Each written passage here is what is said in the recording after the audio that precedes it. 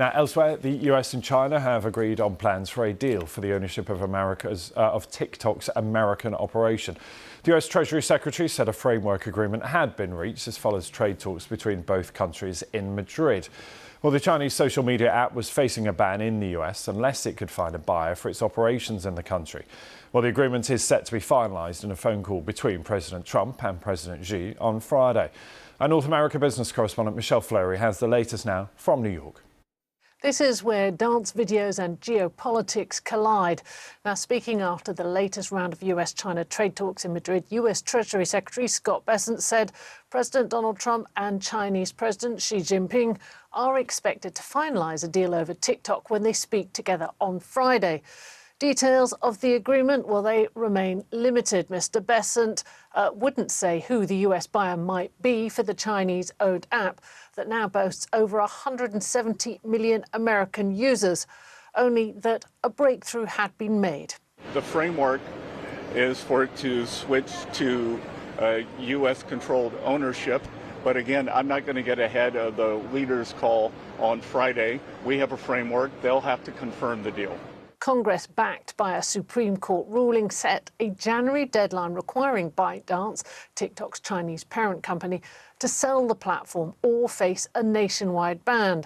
Now, Donald Trump has extended that deadline 3 times, and another extension is expected by Wednesday, or Americans could lose access to the video sharing app.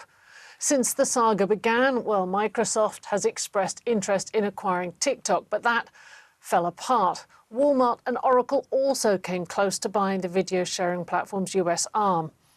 If a deal does go ahead, it will bring an end to this long-running saga, but many national security experts remain sceptical. They question whether any deal at this point would truly address the core concerns that prompted congressional intervention in the first place. Michelle Fleury there in New York. Some other stories we're following. In Japan's stock market has hit a fresh high in early trade on Tuesday, with the Nikkei 225 stock index breaking 45,000 for the first time in its history. Tokyo stocks have been rallying in the last week, buoyed by expectations of an interest rate cut in the US this week. Markets were closed on Monday in Japan for a holiday. And China has accused the US chipmaker Nvidia of breaking anti-monopoly laws. The news comes as China and the US are locked in trade talks in Madrid, with chips high on the agenda. The Chinese market regulator says it's initiated a preliminary probe into Nvidia's business practices. US Treasury Secretary Scott Bessent called it poor timing. More on all those stories for you. bbc.com/business is where you will find them. Of course, we will keep a close eye on any further announcements ahead of President Trump's state visit to the UK. But that is your business today. See you soon.